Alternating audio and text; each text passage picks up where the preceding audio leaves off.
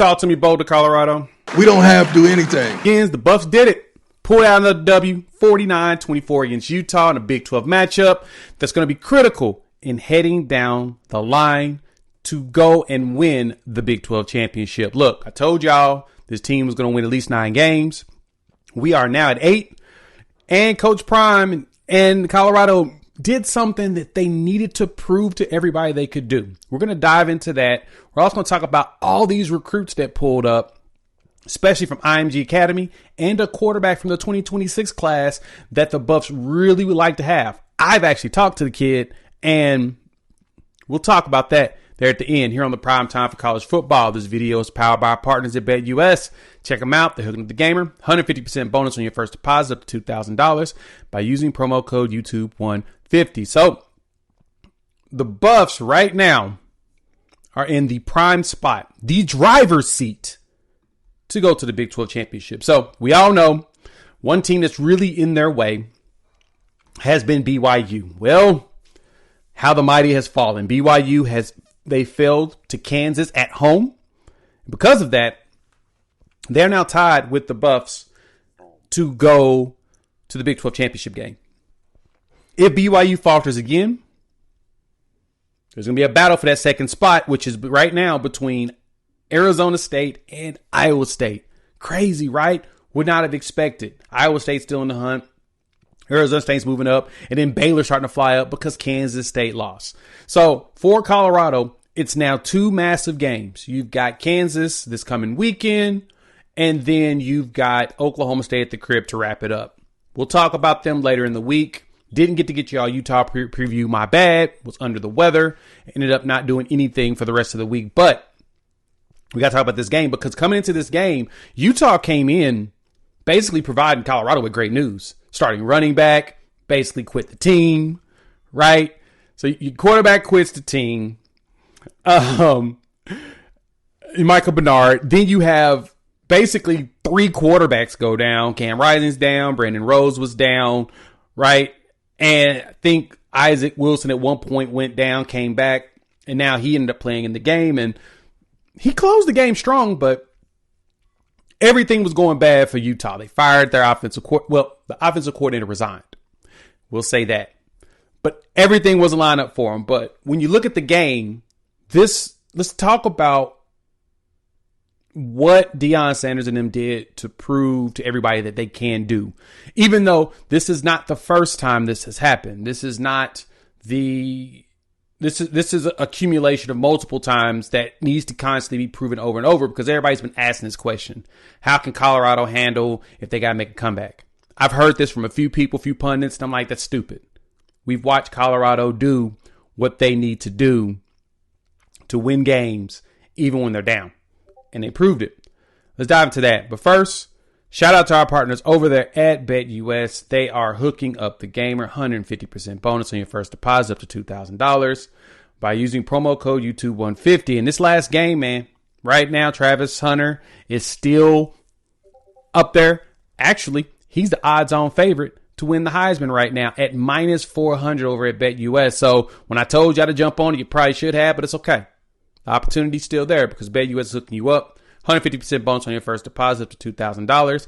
125% on your second and third deposits when you use our promo code YouTube150. And they're going to give you gambler's insurance. They're going to hook you up 10% of your net losses back twice a week to keep you in the game. So check them out. 150% bonus and 125% bonus on your second and third deposits. 150% on your first up to $2,000. Use our promo code YouTube150. BetUS, where the game begins. Colorado coming back. I've heard people been talking about that as of late. Can Colorado handle a deficit? And I thought it was absurd. Like, why are we doing this? We've seen them come back in a few games this season.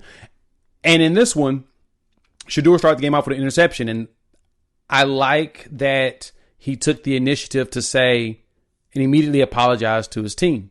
He was like, hey, that's at the end of the game, my bad. I shouldn't have put us in that situation. I got to do better. And he walked through that, and he did. 30 for 41, 340, 3 touchdowns, and that 1 interception earlier, and also a fumble in the game, but it's not that bad. Basically, Colorado, after giving up that interception on the first play, forced a field goal, got themselves a touchdown. Then the best part, quick stop, return that bad boy for a touchdown to LeJohntay Jester. That was a beautiful play. He just ran that bad boy all the way back. And then from there, it was all about Colorado managing the game. Now, the good thing for the Buffs is whenever they did turn the ball over, the interception as well as the fumble, they only gave up field goals in the first half, which is exactly what you want. Then second half, kind of got a little lackadaisical. I mean, for Travis late in the game, first he did all the acrobatic stuff. You got the pick. You got that massive catch in the field. Heisman, front runner. We talked about that a minute ago. But from there, as the game continued, you started to see things got a little laxed. And then he gave up that touchdown to Dorian Singler, in which, all the haters are going to say, oh, that tells you everything. Travis got burnt. Take him off of Heisman ballots. And it's like, what? That Dorian Singler throw was perfect by Isaac Wilson. Now, Travis should have been in a little bit better position, but I'm not faulting him fully, right? I'm not going to say that, that takes him off the ballot. Dude's still having an incredible season. No matter what y'all say, dude's killing it. And so, this is another big week. Colorado was able to win this game without a whole bunch of running, except Isaiah Augusto got that 37-yard touchdown run, which was fantastic. Didn't have to run the ball, but the defense stopped the run again.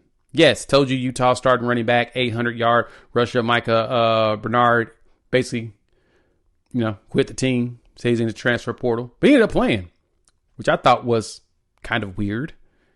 He walked out there and said that he was done.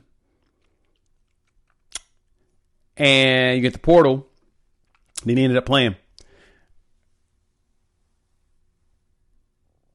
Utah went out here, even fighting. They tried to fight their way back. Colorado defense clamped down.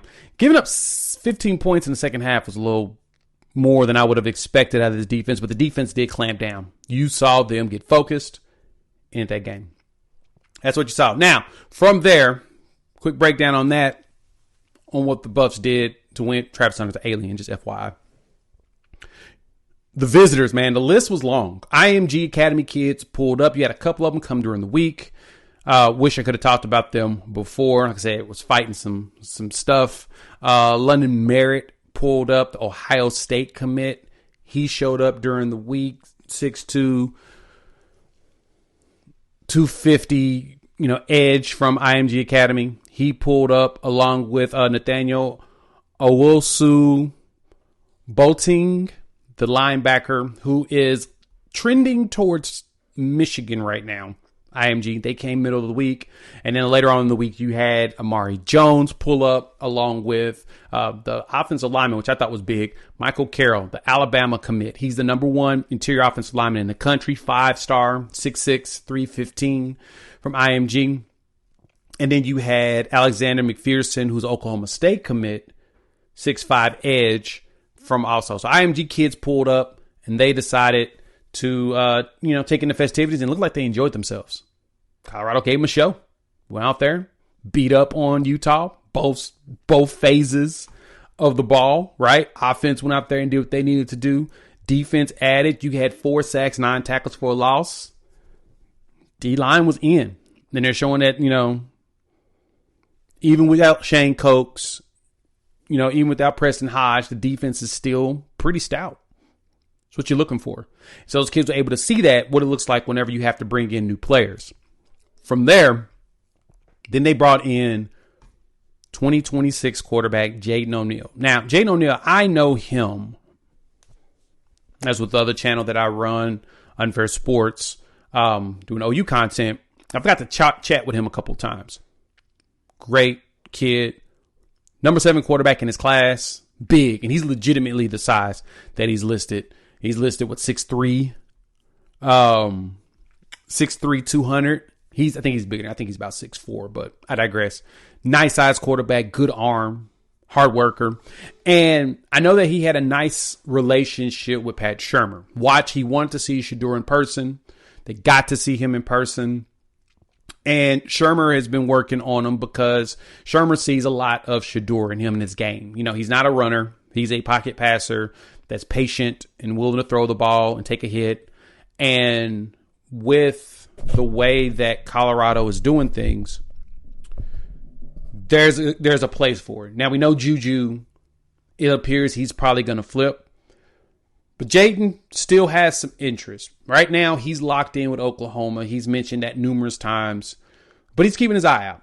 You know, he does like what Sheduer is doing. He likes what Shermer's done with him. And now Oklahoma needs to hire an offensive coordinator to make sure that he's locked in. But overall, good weekend so far. I'm going to try to get with him later, see how it went. But, yeah, man, Buffs are getting in there in the mix with a lot of players that they want to get. And Coach Prime talked about this before when it comes to recruits. We recruit freshmen that we expect to play. We don't get you just for depth or for development. You got to be good enough to be able to play day one sometimes. And, hey, you're starting to see it. Said Draylon Miller got 100 yards. He's the only 100-yard receiver in the game. Freshman. Look, Prime said we get guys that we want to play and go out there and put up numbers. So let me know what y'all think. Hit those comments. Let me know your thoughts. Shout out to BetUS for hooking you all up. 150% bonus on your first deposit, up to $2,000. Using promo code YouTube150. We're out. We'll talk more about things going. Shouldn't get sick, but we're going to be prepping for Kansas because Kansas pulled that upset on BYU. It's going to be a game to talk about. So let me meet up with some folks. We'll drop some videos for you. Make sure you check out the last one we dropped up there, as well as subscribe, hit the bell notification so you don't miss any more content. We'll chop it up soon.